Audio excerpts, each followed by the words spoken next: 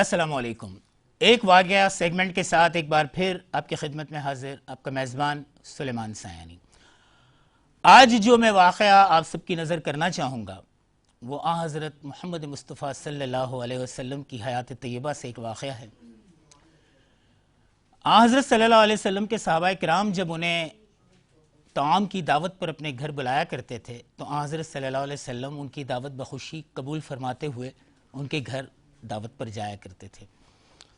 صحابی رسول حضرت جابر رضی اللہ تعالی عنہ نے ایک مرتبہ رسول اللہ صلی اللہ علیہ وسلم کو کہا کہ آپ کل میرے گھر تشریف لائیں، میرے غریب خانے پر آئیں اور مجھے یہ سعادت بخشیں کہ میں آپ کی دعوت کروں۔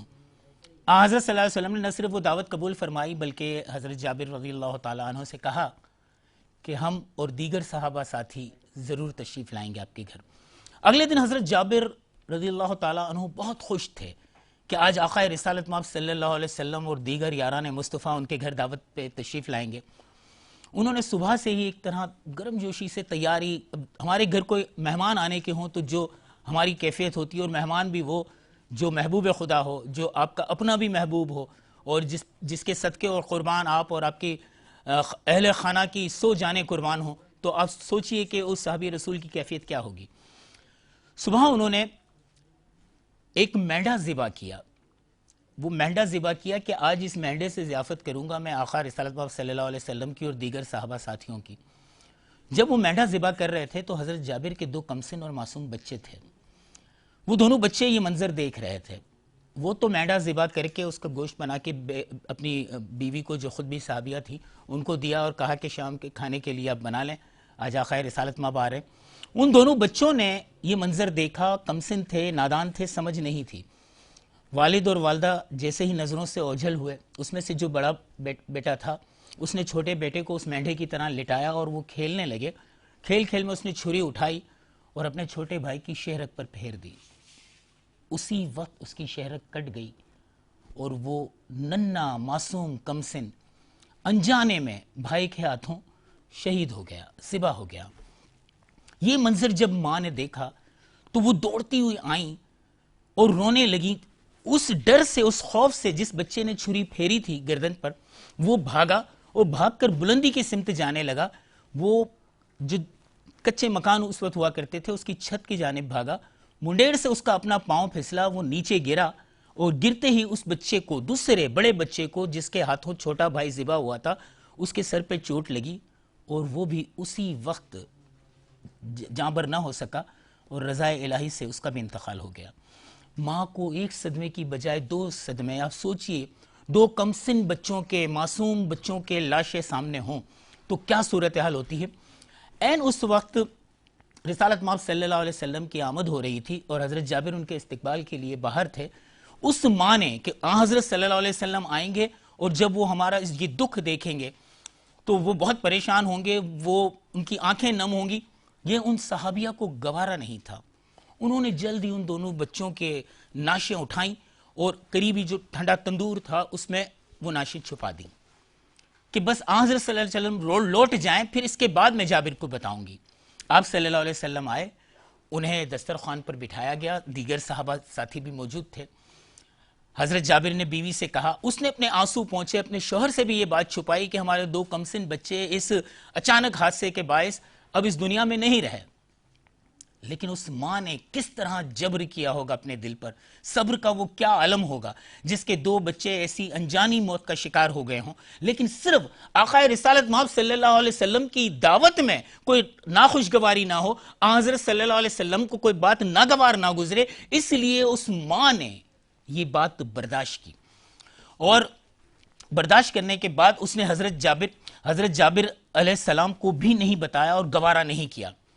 کچھ دیر بعد جب حضرت جابر آئے تو حضرت جابر نے کہا کہ دسترخوان پہ کھانا لگایا جائے۔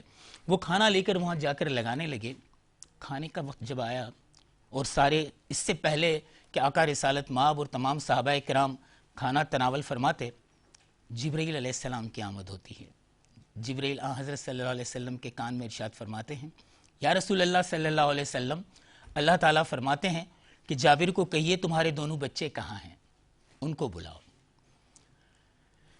حضور صلی اللہ علیہ وسلم نے کھانے سے ہاتھ روک لیا اور کہا جابر اپنے بچوں کو بلائیے. جابر اٹھ کر دوڑے کہ بچے کہیں باہر کہیں کھیل رہے ہوں گے. جا کر اپنی بیوی سے کہا کہ حضرت صلی اللہ علیہ وسلم بچوں کو بلا رہے ہیں.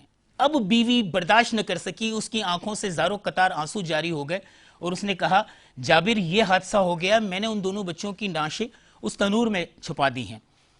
حضرت جابر کی بھی آنکھیں بھر آئیں, لیکن انہوں نے بھی ضبط کیا اور وہ اندر آئے اور آ کر کہا یا رسول اللہ بچے اس وقت مل نہیں رہے, آپ کھانا تناول کیجئے, بچے آ جائیں گے. اس سے قبل کہ حضرت صلی اللہ علیہ وسلم ان کا یہ عذر قبول کر لیتے اور کھانے کی طرف ہاتھ بڑھاتے کہ جبرائیل نے پھر کہا یا رسول اللہ صلی اللہ علیہ وسلم اللہ تعالیٰ فرماتے ہیں کہ محمد مصطفیٰ صلی اللہ علیہ وسلم کو کہو جابر سے کہیں اپنے بچوں کو بلاؤ. پھر دوبارہ آقا نے یہی کہا کہ نہیں ہم آپ کے بچوں کے بغیر کھانا نہیں کھائیں گے جابر. جابر رضی اللہ تعالیٰ عنہ اب پریشان ہو گئے. اب کوئی ایسا ہیلا, کوئی بہانہ یا کوئی ایسا عذر نہیں تھا جو وہ پیش کر سکتے. پھر آپ رونے لگے اور آپ نے رو کر حضرت صلی اللہ علیہ وسلم کو سارا ماجرا بیان فرمایا. رسالت مآب صلی اللہ علیہ وسلم نے کہا کہاں ہے وہ بچوں کی نعشیں؟ حضرت جابر, کھانا اسی طرح رکھا ہوا ہے. حضرت جابر اٹھ کر انہیں لائے اس تنور تک جہاں وہ دونوں نعشیں تھیں. حضور اکرم صلی اللہ علیہ وسلم نے ان دونوں مرحوم بچوں کو جو اس دنیا سے رخصت ہو چکے تھے, ایک ذبح ہو چکا تھا اور ایک بلندی سے گرنے کی وجہ سے دماغی چوٹ سے اسی وقت جانبر نہ ہو سکا تھا, حضرت صلی اللہ علیہ وسلم نے بحکم ربی کہا کہ میں حکم ربی سے محمد مصطفیٰ صلی اللہ علیہ وسلم تمہیں اللہ کی طرف سے یہ حکم دیتا ہوں کہ کھڑے ہو جاؤ. سبحان اللہ, میں قربان آقا کے اس معجزے کے کہ عیسیٰ کہا کرتے تھے کم اور مردے اٹھ کھڑے ہوتے تھے. اللہ نے یہ بتا دیا کہ محمد مصطفیٰ سردار الانبیاء ہیں. عیسیٰ کو بھی وہ صفت شاید انہی کے معجزے کی وجہ سے عطا ہوئی تھی. ان کے لبوں سے یہ جملہ نکلتے ہی وہ دونوں بچے زندہ ہو گئے, اٹھ کھڑے ہوئے, تنور سے باہر آ گئے. حضرت صلی اللہ علیہ وسلم نے انہیں گلے سے لگا لیا, انہیں لے کر دسترخوان پر آئے, اپنے دائیں بائیں بٹھایا اور پھر اللہ کا حکم ہوا کہ یا رسول اللہ اب کھانا تناول فرمائیے. سبحان اللہ, کیا معجزہ ہے میرے پاک نبی کا. سبحان اللہ, کیا معجزہ ہے محمد مصطفیٰ صلی اللہ علیہ وسلم کا. اور سبحان اللہ, کیا جذبہ ہے صحابہ کرام کا کہ وہ اپنے بچوں کی موت کی دکھ اور تکلیف بھی صرف اس خیال سے چھپا لیتے ہیں کہ حضرت صلی اللہ علیہ وسلم کا دل دکھی نہ ہو. وہ جو آج بخوشی یہ دعوت قبول کر کے آئے ہیں, اس دعوت سے وہ مایوس لوٹ کر نہ جائیں. مگر آپ دیکھیے اللہ بھی یہ نہیں چاہتا تھا کہ جس گھر میں حضرت صلی اللہ علیہ وسلم کے قدم مبارک پڑ جائیں وہاں دو معصوم, اس گھر سے دو معصوم کے جنازے اٹھیں. اللہ نے اپنے حبیب کے ذریعے, اپنے حکم کے ذریعے, اپنی وحی کے ذریعے اور اپنے ایسا معجزہ دکھایا اپنے آخری نبی کے ہاتھ پر کہ وہ دونوں زندہ ہو گئے اور ہنسی خوشی سب نے مل کر کھانا کھایا. بات صرف اتنی ہے, ہمارا ایمان ہونا چاہیے. ہم اپنی اولاد سے پیار کرتے ہیں, لیکن وہ صحابی تھے جو کہا کرتے تھے کہ حضرت صلی اللہ علیہ وسلم سے ہماری محبت ہمارے جان, مال, متاع, آل, اولاد سب سے بڑھ کر ہے. ہمیں بھی اپنے پیارے آقا سے اسی محبت کا ثبوت دینا ہے. ان کی محبت سے بڑھ کر دنیا میں کوئی اور محبت نہیں ہونی چاہیے. انشاءاللہ اللہ نے چاہا تو ہم سب اس رمضان المبارک کی برکت سے اللہ تعالی ہمیں ایک بے مثال, بامثال اور باکمال امتی بنائے اور ہمیشہ ہدایت کی راہ پر گامزن رکھے.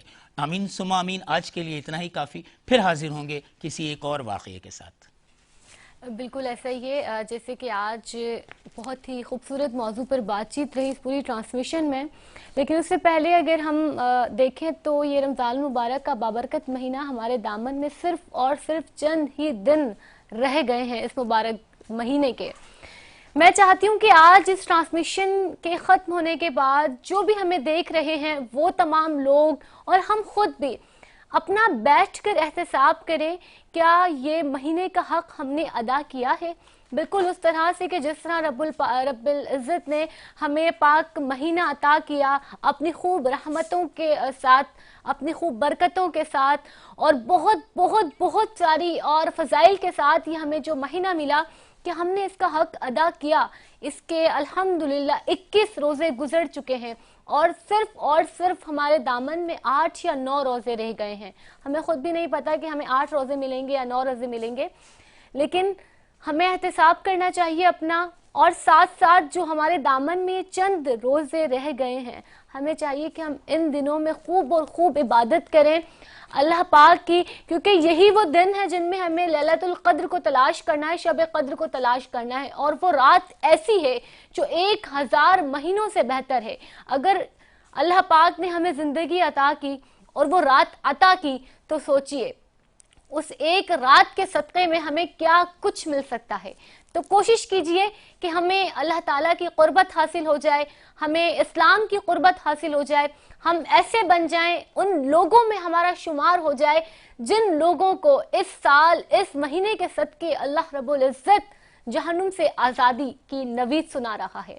ناظرین کرام، انشاءاللہ کل ایک اور نئے موضوع کے ساتھ آپ کی خدمت میں حاضر ہوں گے۔ تب تک کے لیے مجھے اور میرے کو ہوسٹ سلیمان فیانی کو دیجیے اجازت۔ اللہ حافظ۔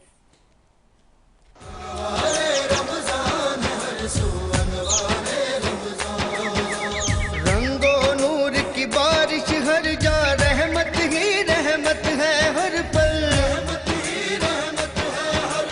ہر مسجد ہر گھر میں رونق، برکت ہی برکت ہے ہر پل، کر لے اپنی بخشش کا اس ماہ میں کچھ سامان۔